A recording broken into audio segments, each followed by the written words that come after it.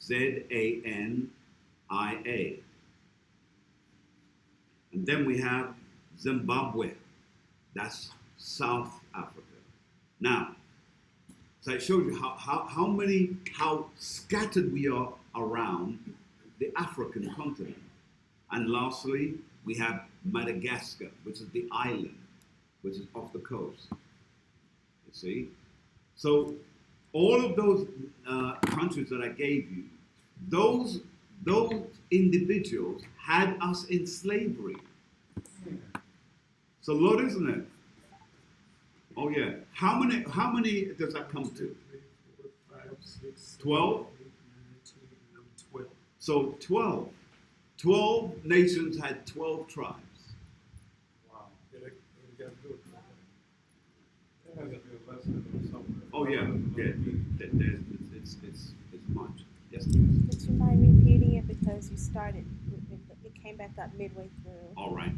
So let me go back over this real quick. I won't go through the spelling, but I'll go through it real quick because these are the nations in the sub-Saharan slave trade from the 1500s to the 1900s.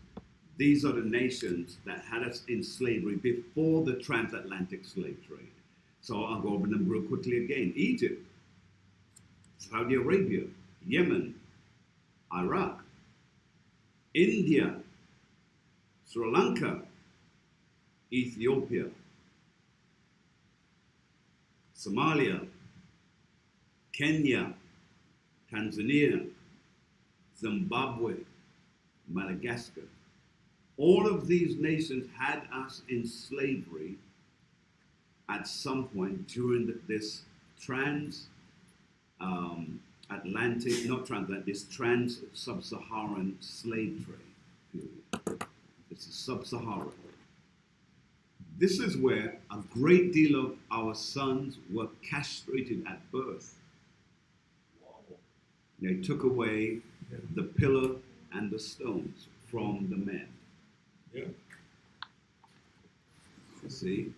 And that's why the Most High God, now you'll understand to some degree why our people mate quickly.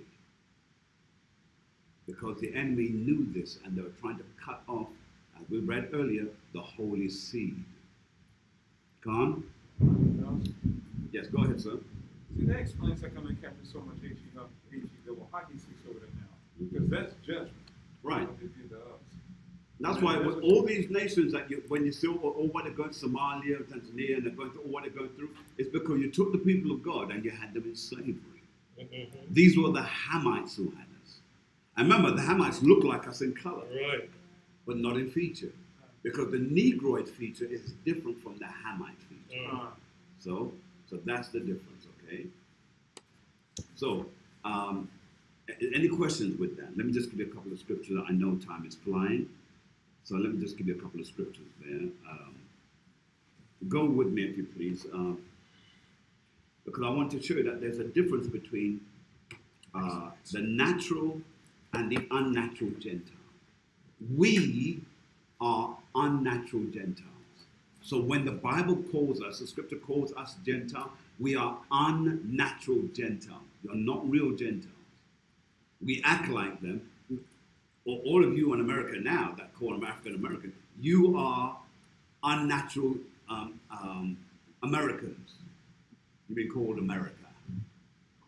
You're nothing near it. And remember, the root of you, your aborigine, were the actual Indians that later on they called you freemen and eventually called you Negro and so on and so on and so on. They changed your status. All right? Let's go to Deuteronomy 28 and 37, please. Deuteronomy chapter, what did I say? 28 and 37, sir. Let's go. This is the book of Deuteronomy, chapter 28 and verse 37. It reads, "And thou shalt become in us an astonishment, a proverb, and a byword." And we are a byword. We are the very things that they mock and jeer. Go on. Among all nations. See, all nations. Did we not just read out some 12 nations that occupied us during the sub-Saharan slave trade? All right. Now remember, many of them are catching some hell out there in Africa right now. Some of them want to get out because of wars and dictatorship, etc., etc., etc. They're catching a whole lot of that. But Scripture says, touch not the Lord's anointed. They touched us and did more than that. They castrated many of our sons. And whether you believe it or not, because it was sub-Saharan, they also did a genitalia operation, mutilation, maybe is a better word, to our daughters. Because they did that to make them sex objects. Yeah. So under the Arab slave trade, they just didn't mutilate the men, they also mutilate the women. Now see, enough isn't taught about that. And that's why we only think about the transatlantic. Yes, the transatlantic was terrible. And it was terrible for many reasons. Because they culminated the scattering of the prophecy that the Most High God said that he would put on us all over the globe. Con? All right. So what did I say? 38. Yes. Yes, sir. And 37, right? 28 and 37. 28 and 37. Let's read it again, please. This is the book of Deuteronomy, chapter 28 and verse 37. And thou shalt become an astonishment, Go on. a proverb, and a byword among all nations, whither the Lord shall lead thee. So again, and remember, we are named after the people that have now taken us. All Hebrew men and women, we have white men's names. They're calling you. I won't say anything in case I call somebody's name and they're going to get offended. You shouldn't be offended because it's a white man. So the real name of who we are has been taken away from us. Go with me to 2 Maccabees. I'm just going to hit two more scriptures. Second Maccabees, if you please, chapter 6. Second Maccabees, chapter 6, and verse 8.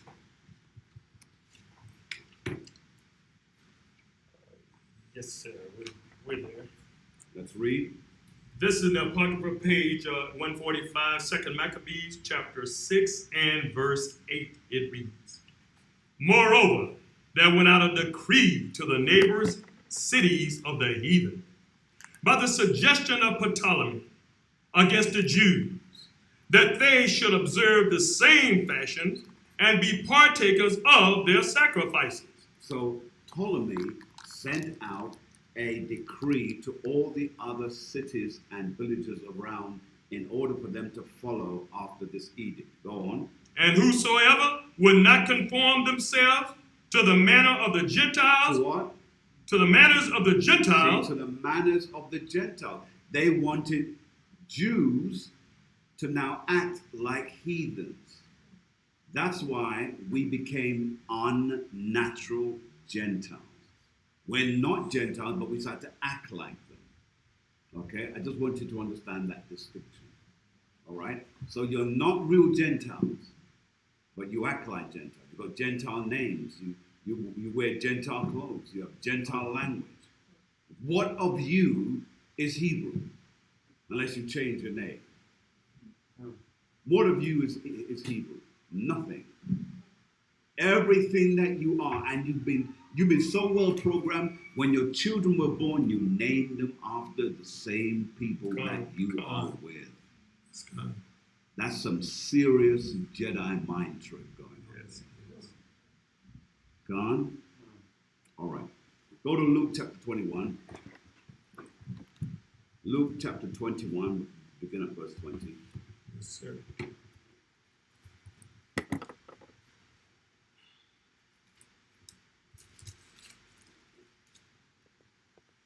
This is the book of Luke, chapter 21 and verse 20, it reads, Let's read.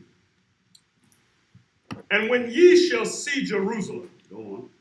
compassed with armies, then know that the desolation thereof is nigh. Then let them which are in Judea. Now, what you're reading there now, that's now speaking about 70 AD. That's the next major slave action that took place by the Dutch, the Spanish, and the so-called British, and that's called the transatlantic slave trade. All right, because this was the beginning. Now, how was it the beginning? Well, after we were forced out of Jerusalem and we scattered ourselves throughout all of Europe, Africa, and different parts of the world. Now, we then changed our name. That's why you wonder, why is it that these Israelites are called this in that country and called this in that country? We went as far as Russia. We went clear up to Russia. There's a group of people like us who went all the way up to Russia, and we lived there. And we changed our name and made the change of the name our ethnicity. That's why when you check back in the history books, they're trying to figure out, are these Jews or what? Yeah, they're Jews, but because the history book doesn't say that these are Jews, they assume that these are people. So what do they call them? They call these particular black people, they call them Egyptians. They weren't Egyptians. They were not Egyptians.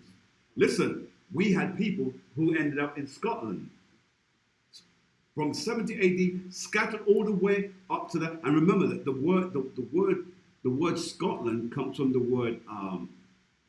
It's where we get also the word Nova Scotia, right? All of these names that you have in America all originated back in Scotland. And those words have Egyptian roots to them. You see? And that's why they said that they're Egyptians. But they were really Israelites. Because remember, King James became one of the kings of Scotland and England. His very name itself goes back to Jacob. You see? And he had something called the Jacobean period. So it's all this history is all interwoven, and I know it's a bit confusing right now for some of you. I'm not trying to make it simplistic because I just want to show you how some of this meshed together.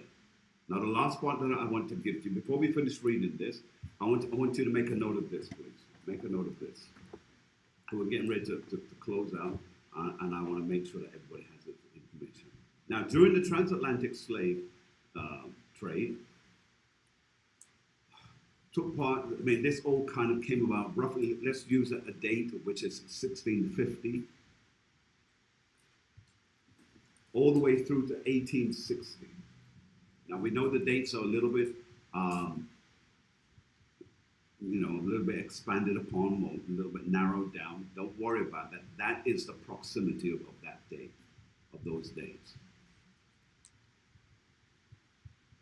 Now, this is where they came. This is where the Dutch came, the Spaniards came to get us and make us slaves. And they went to Senegal. Make a note of it. Make a note of it.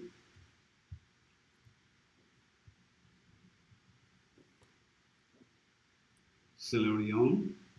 Now, when you go there, those countries still, some of their people still have Hebrew names, and they have Hebrew signs on all their shops. Say,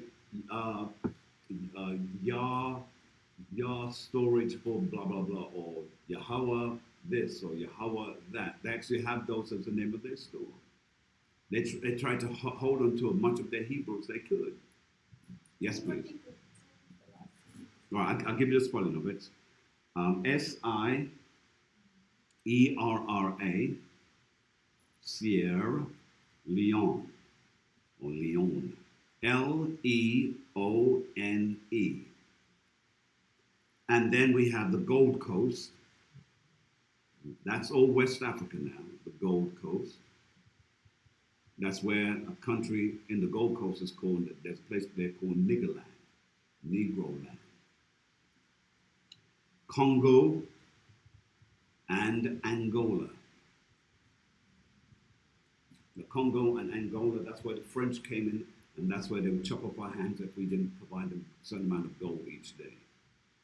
So there's a whole lot of history. But I'm just hitting some things, throwing some things out there for you, just to spark your curiosity, and hopefully you will go and look for yourselves. So those are the areas where they went in search to find the Hebrews in the Africans. And it was the Hamites who were the original Africans. I don't like to use the term African because Africa is just a continent. There's different lands. But the original blacks of that country sold out the Negroes to the so-called white man for guns and gunpowder. Because they had wars that they were dealing with, and that's what they would do. And if you saw some of the monies that they gave to them, which was rubbish money, but they only did it because they wanted to create their own means of exchange with this group of people. So when they came back and do business, they would use their own form of currency. I'm telling you, the Esau is the devil. Now, this information, please make a note of it. The hard labor that our people suffered were in these categories of products. Number one, tobacco, big market. Because tobacco was not known until it was brought from the islands. Because remember, before the Americas, a lot of this was done in the islands, you see. America came later. Then there was coffee. They still have the coffee, a certain group of type of coffee that's sold in Jamaica right now called Blue Mountain Coffee. See, still selling it. Not realizing it goes all the way back to slave. Our people got beaten for that thing. The next was cotton. That came more productive in the Americas. Much greater land mass to produce it in different quarters. The next was sugar. Sugar was the first drug. Everybody got hooked in it. People broke into warehouses. People stole it, traded it for gold and silver. Sugar became the first drug. And it was the introduction of sugar that started the obesity in Europe. That's why you started to see fat white men and fat white women and fat little white children. They loved their sugar.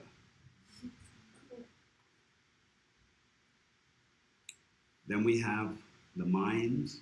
They started to create mines. They would mine for different things like gold and all of those things. And last but by no means least, rice. Those are the labor that we labored for. Now, this is just a little bit of an addition for you. Please make a note of it, because I think it's good for you to understand. Europe, in terms of black people, 3 million.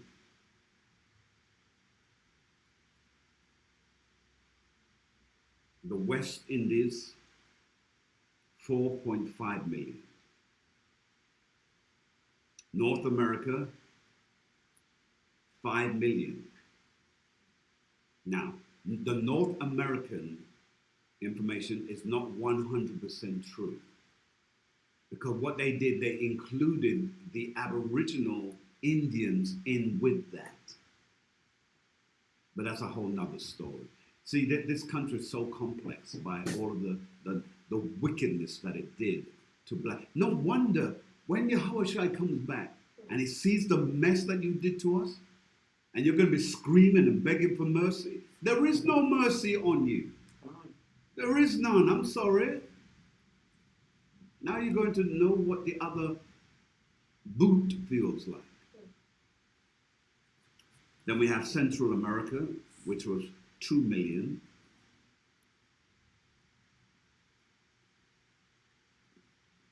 And then we have South America, which was 5 million. Okay? All right. So let's just end by reading where we left off in Luke chapter 21 and verse 20.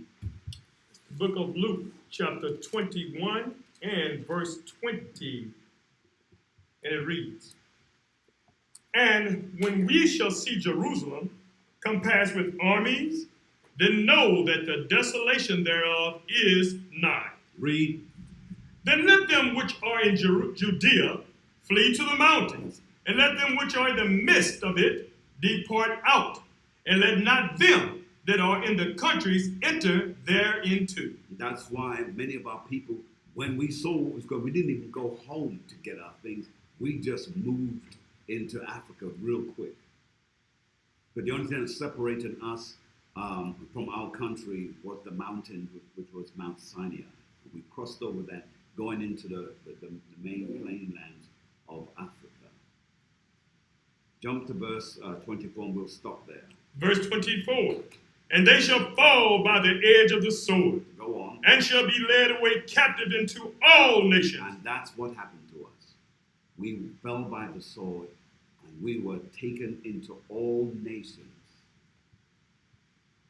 No other people in history has this happened to. That's why when you have the so-called Jews saying, "But we suffered under the Nazis, and we were in concentration camps." We suffered. Yes, good. Good you suffered. Now we have something in common. Now we can talk. How dare you say good? See, people got to understand. You can't keep, screaming and shouting wolf. And really, you couldn't have even lasted what we took, what we underwent. You didn't stand by and see your enslaver take your baby and feed it to a crocodile. You didn't see that. All right, you were baked in an oven. We were roasted. Okay, you were treated badly. We were hung from a tree. But everything that you say that you went through, double up on that, because we went through more. And not just for the 5 years that you went through it. We've gone through for 500 years. So I know that's a little bit of a negative point to end on, but c'est la vie. I want to give all praises to the Most High God for what he is doing, what he continues to do for us. As a people, I pray that you continue to gather yourselves together, Israel. Hearken yourselves to the teaching of God's word, because we are in the last days. As I said, this particular teaching was more historical and more for information purposes. And on the Sabbath, we're going to be doing some things there. Wait till we get there. I pray that you tune in for that teaching on the Sabbath. Please have your notebooks and pads ready. And do have questions. We take questions throughout the teaching, so don't feel like you're interrupting the lessons. And we will hopefully be able to reference those so that you have facts to go on. On the behalf of myself and the family here, we'd like to extend all graciousness and peace and prosperity to you and your family. Bearing in mind all our brothers who are in Detroit, those who are in